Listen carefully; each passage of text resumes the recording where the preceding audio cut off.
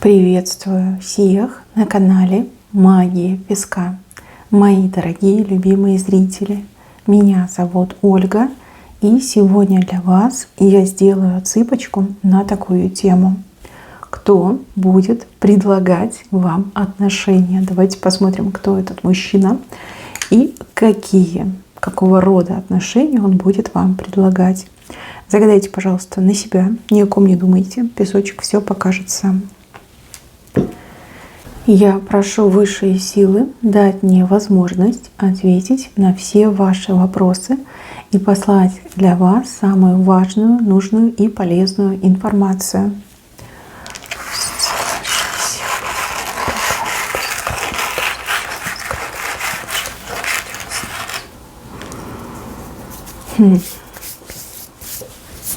А вы очень интересная женщина, вы желанная женщина. Здесь много кто хотел бы предложить вам отношения, но вы очень закрыты для отношений. Нет такого, что вы ищете приключений, либо нет такого, чтобы там можно было вас как-то легко уговорить, либо соблазнить.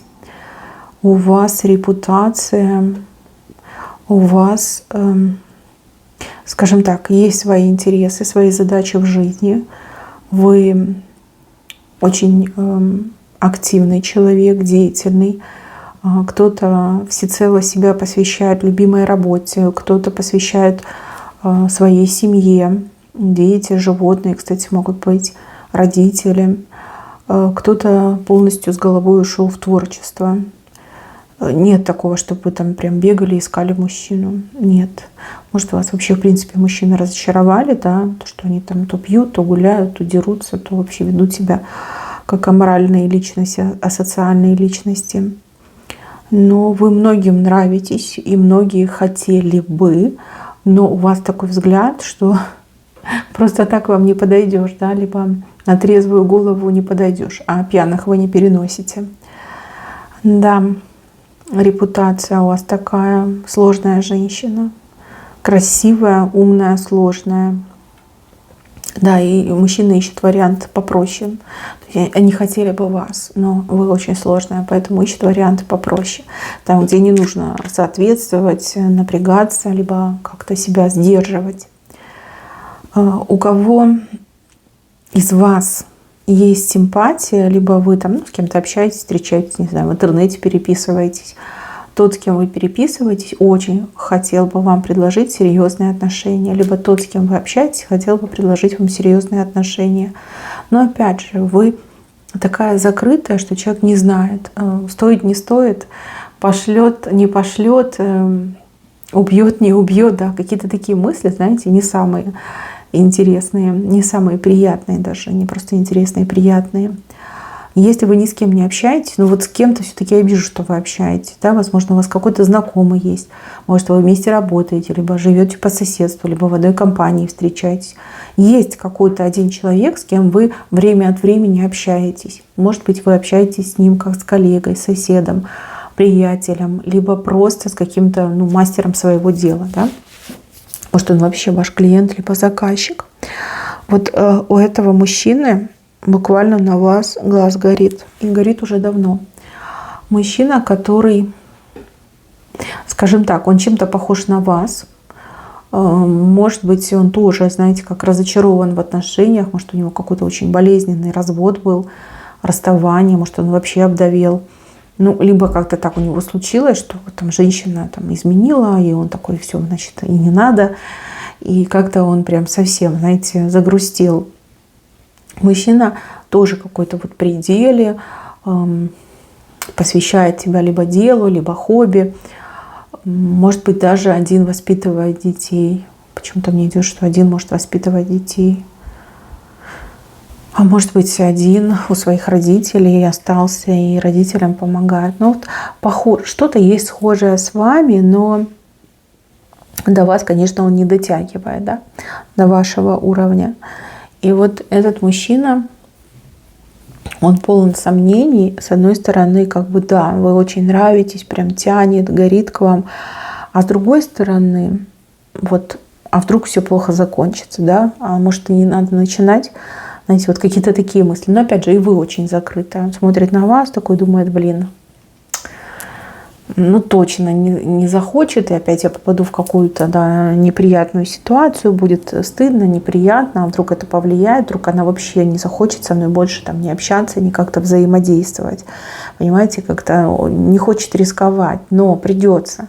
И я вижу момент, когда этот мужчина все-таки решится позвать вас на свидание, да. И еще вижу, что мужчина сразу как-то обозначит свою позицию, да, что вот типа ты не думай, я не просто так там хочу развлечься, я ищу именно достойную подругу, спутницу жизни, да, мне нужны именно серьезные отношения. Или он вас просит, да, если ты типа хочешь со мной развлечься, то не надо идти со мной на свидание. Мне нужна женщина для серьезных отношений. И, кстати, это вас очень может сильно и удивить, и поразить, и даже как-то по-другому на него посмотрите. Да, этот мужчина есть в ваших глазах и в вашей памяти есть, но вы никогда на него не смотрели как на мужчину. Не могу понять, почему, по какой причине не смотрели. Но вот такое было, да, вот просто мужчина, какой-то вот мужчина. Да, я его знаю, да, я могу с ним общаться, но никогда в голову не приходило оценивать этого мужчину как мужчину там, для отношений, либо там, для интима. Вот как-то так у вас идет. Странно, конечно. Сейчас я хочу взять карты, посмотрим, почему вы мужчину так недооценили, да? Ну, может быть, он не в вашем вкусе, да, может быть, не ваш типаж, да, может быть. А может быть, потому что у вас, в принципе, таких мыслей не возникает, да? То есть вы так глубоко разочарованы в мужчинах, что вы такая, да? Вообще не обращаю внимания.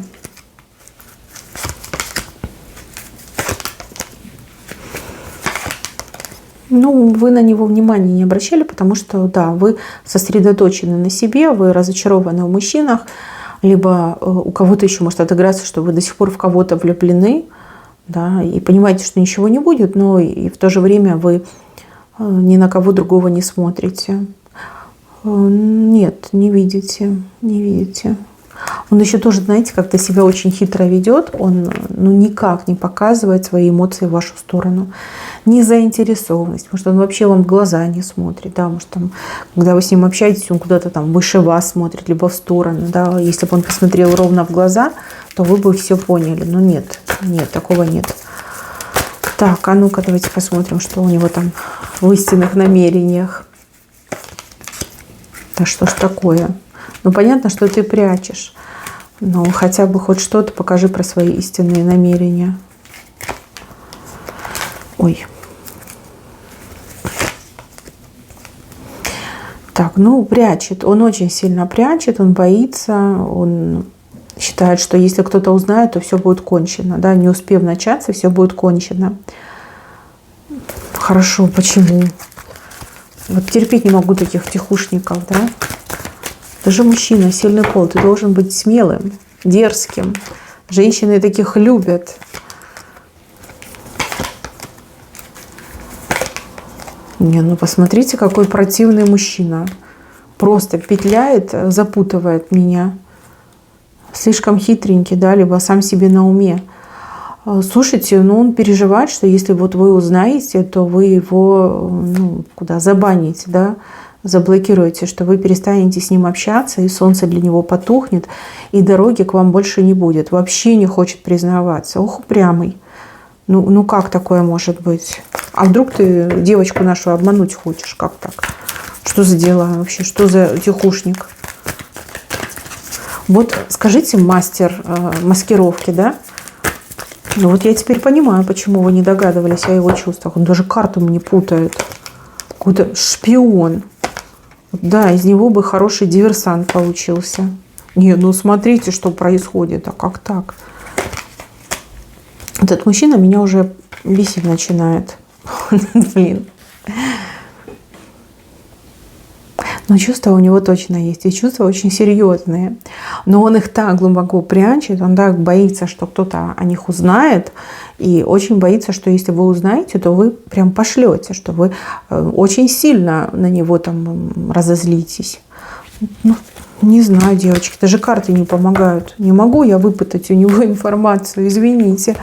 Может, он, кстати, сам как с усами, да. Может, мужчина, кстати, обладает какими-то способностями. Может, он защиту на себя поставил. Защиту, да. Может, он очень симпатичный мужчина, и чтобы женщины его не беспокоили, да, оставили его в покое. Потому что если он нормальный, адекватный, с хорошей работой, с деньгами, не пьющий, да, то он прям желанная добыча, желанный трофей для женщин. И, возможно, чтобы его не беспокоили, мужчина поставил на себя защиту. Поэтому и вы на него тоже внимания не обращаете. И видите, 3 расклада сделала, и ничего не понятно. То есть мужчина абсолютно закрыт. Так что к вам еще какой-то маг-экстрасенс идет в женихе. Нет, вы его точно знаете.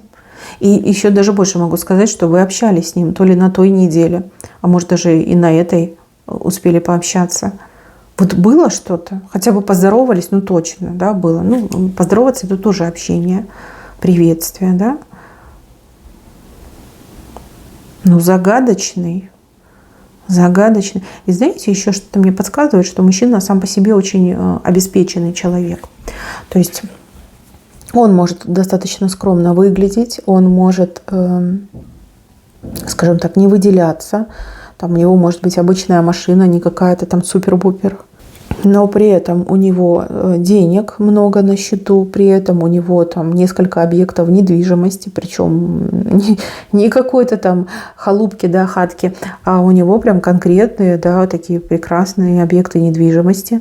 Плюс у него могут быть какие-то ценные документы, у него могут быть вот эти деньги, которые электронные, дорогие биткоины, да, какие-нибудь, либо еще какие-то, их же много там разных разновидностей.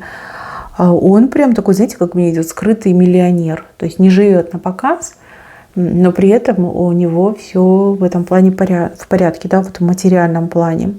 То есть человек, у которого есть все, но счастья нет. Почему? Потому что любви нет, да, потому что любимая женщина, желанная женщина не с ним. То есть, возможно, он так и хотел, да, что вот я себе там типа заработаю, стану богатеньким Буратино, и будет у меня прям жизнь через край, да, я буду счастлив, я буду доволен, и мне никто не нужен. И вроде как бы он все имеет, все заработал, а счастья-то как не было, так и нет, да, потому что деньги не делают человека счастливым. С деньгами, конечно, жизнь попроще, поспокойнее, да, уверенность в завтрашнем дне, ты понимаешь, что там не надо себе рвать причинное место, чтобы заработать лишнюю копейку и покушать, да.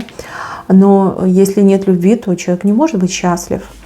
А что ты сам с собой приходишь в пустую квартиру? Ну окей, у тебя есть животное, но животное, каким бы оно ни было родным, теплым, верным, да, все равно не заменит человеческое общение. И многие могут со мной поспорить и сказать, что нет, мой хвостик для меня это самый там лучший собеседник, друг, товарищ. Ну, девочки, давайте будем объективными. Да, я согласна, что ваш хвостик вас будет любить больше, чем любой, там, не знаю, самый лучший мужчина на земле. Но ваш хвостик не может вам стать парой. Вот в этом проблема, да? Это вообще совершенно другие вещи. И вот ему не хватает, да, не хватает любви, не хватает этого всего. Да, может быть, он непростой человек, опять же, ну, такие деньги, и то, что он скрывает деньги, он также и скрывает про свои чувства. Мне идет, что на нем какая-то очень серьезная защита стоит.